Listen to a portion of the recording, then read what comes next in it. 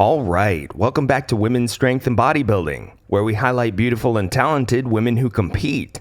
The purpose of this channel is to bring you news, stories, results, and coverage about your favorite muscular lady competitors. Thanks so much for tuning in. My name is Mark, and if you could smash that like button and subscribe, I'd really appreciate it.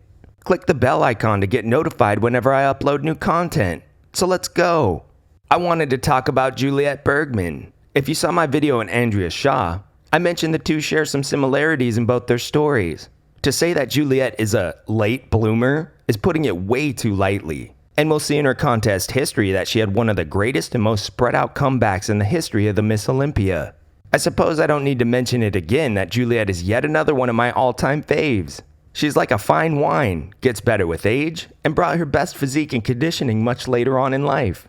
Juliet was born in the Netherlands and was the oldest of three siblings, a brother and a sister. Side note, Juliet's sister is Leona Bergman, who is another successful female bodybuilder. You can really notice a lot of similarities in their structure and genetics, especially in the midsection and lower body. Juliet clocked in at 5'2" and 128 pounds at the 2002 Miss Olympia. Her sister Leona might have had a bit more size because she placed first as a middleweight at the 1986 Holland Iron Maiden, and first as a heavyweight at the 1989 Holland Nationals. The two were bodybuilding sisters. Who would have guessed it?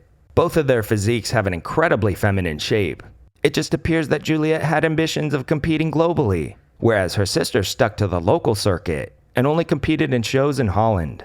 I would have loved to see the sister duo duke it out for first place at the 2001 Olympia. That would have been awesome. Anyways, Juliet's physique was so groundbreaking for so many reasons, and you can see that she had great genetics and fundamentals from very on in her bodybuilding career. The most impressive highlights of her physique include an award-winning midsection, complete with a full six-pack of abs and an extremely tapered and feminine waist. She had extremely hard and dense musculature that would literally peek off her frame when she flexed. Oh, and I could make a separate video on her biceps alone. I mean, look at this. She's 43 years old here, and the definition between the biceps and triceps is extremely pronounced. Usually as competitors age, or if they sustained any injuries in that area, it tends to look more blended together rather than separate cuts of muscle between the bis and the tris. Or they might have separated and defined bicep peaks from the back, but not so much in front. The heads of Juliet's biceps were extremely huge, tight, and pumped up from both in front and in back. I know I'm splitting hairs with what I'm about to say, but this is women's bodybuilding, where the tiniest detail in their makeup, musculature, or overall presentation can be the difference in placing first or placing last. Juliet's physique wasn't perfect, especially when compared to other more ripped competitors like Iris Kyle or Kim Chizevsky. But honestly, it didn't really matter because of her beauty, femininity, and symmetry.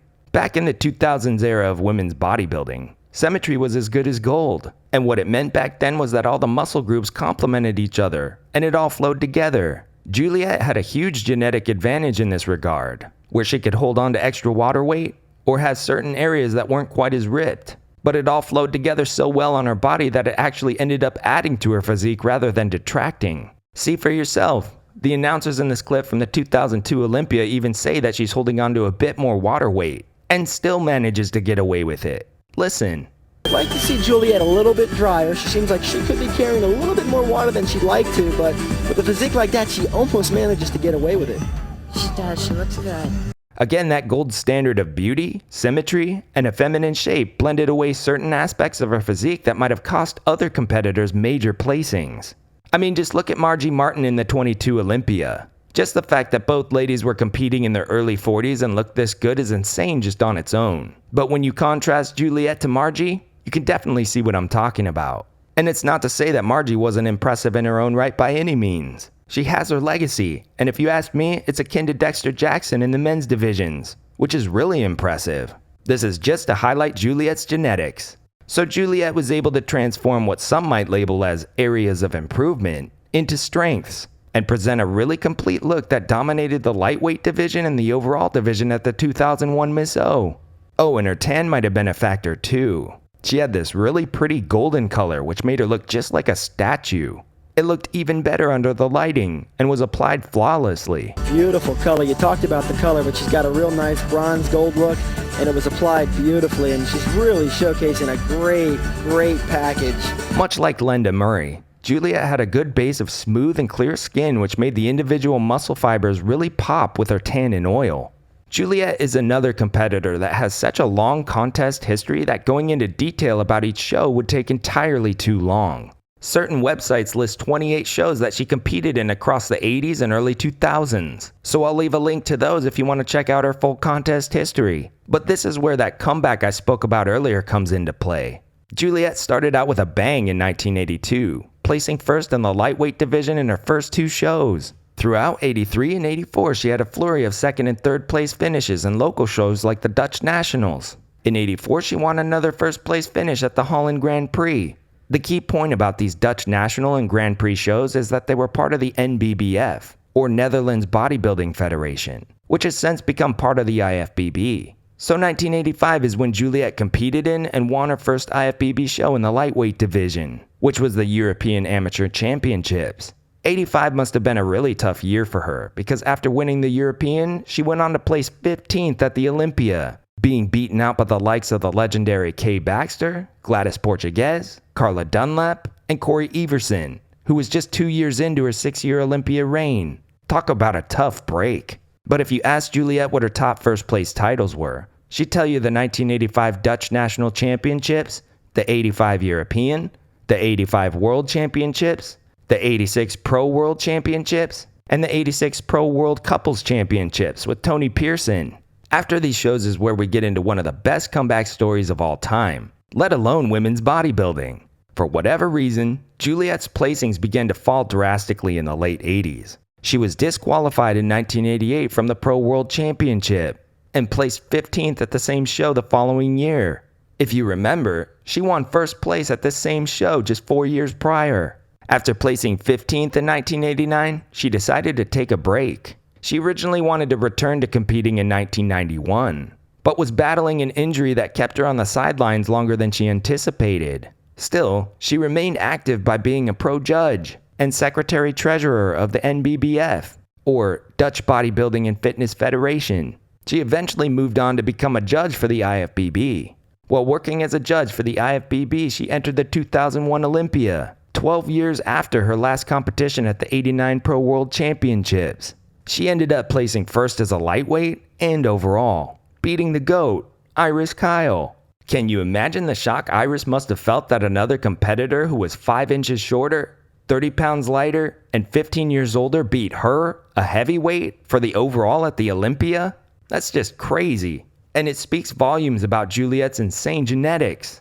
Here's a fun fact. 2001 was the first and only time a lightweight has ever won the overall title at the Miss Olympia.